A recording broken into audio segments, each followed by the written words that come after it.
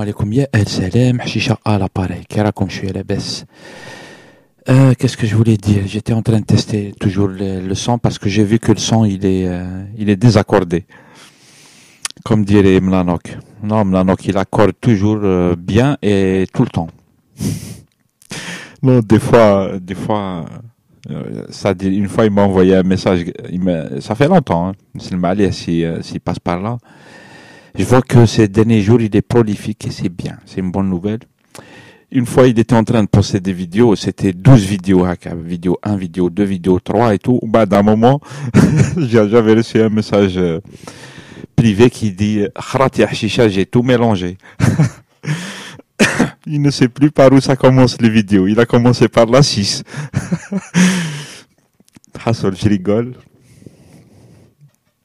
En fait, j'étais en train de tester le son et tout, parce que là... Bref, en fait, je regardais, j'ai suivi depuis 1 heure à peu près que je suis connecté. J'ai suivi des événements un peu sur Internet à propos du Mali, ce qui se passe au Mali, et c'est vrai que la situation est grave, même très grave. Et c'est vrai que, enfin, moi je pense, moi perso, j'ai pas trop d'infos. Déjà que je suis pas très connaisseur des enjeux de la région, détail par détail, c'est important. Les détails sont importants. Qui est avec qui, etc.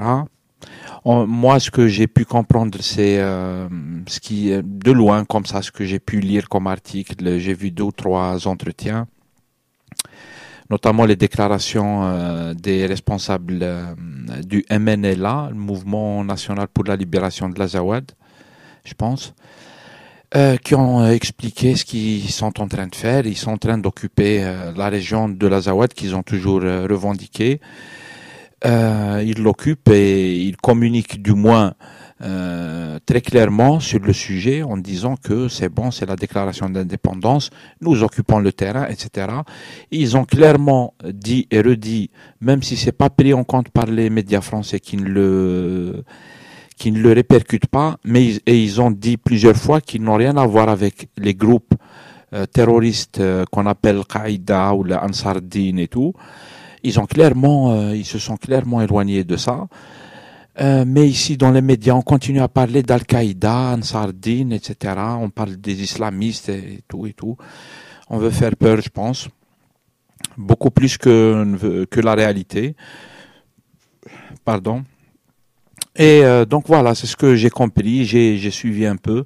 On a vu qu'il y a eu d'abord un coup d'État, bien sûr, un coup d'État militaire. Au bout de quelques jours, ça s'est effondré de partout. Les gens de l'Azawad qui militent depuis déjà un moment pour l'indépendance de ce territoire, ils ont avancé sur les villes qu'ils ont occupées une à une. L'armée a flanché complètement. Bref, pour dire aussi que c'est très grave. Moi, j'ai pas de position par rapport à ce qui se passe à l'intérieur. Franchement, c'est les peuples qui décident, c'est tout. Mais sinon, c'est grave aussi pour l'Algérie. Et puis, vous voyez qu'on n'a pas trop d'informations. Du moins, je le dis, c'est-à-dire, je manque d'infos ou de culture sur le sujet. Il y a des spécialistes. Surtout sur Internet, qui aiment les spécialistes. Moi, je n'ai absolument pas l'intention de faire le spécialiste. Je n'essaie jamais de le faire parce que souvent, je vois un peu mes limites et du coup, et donc c'est important pour l'Algérie parce que voilà, c'est une frontière. J'ai lu, j'ai vérifié la frontière avec le Mali. Ça fait 1300 kilomètres et c'est une zone. Pour résumer, c'est une zone très très sensible parce qu'elle est très difficile à contrôler, parce qu'elle est traversée par ces dernières années, je sais pas combien de temps, une dizaine d'années peut-être, ou moins, peut-être plus, de trafic de drogue, d'armes et tout ce que tu veux. Ces derniers temps avec le terrorisme, c'est les rançons, les kidnappings, etc. Liés au terrorisme tel que c'est déclaré, en fait, avec les revendications qui viennent par-ci, par-là et tout. Du moins, c'est ce qu'on nous dit. Et c'est une région très importante pour la World Company, pour parler un peu comme comme les gens.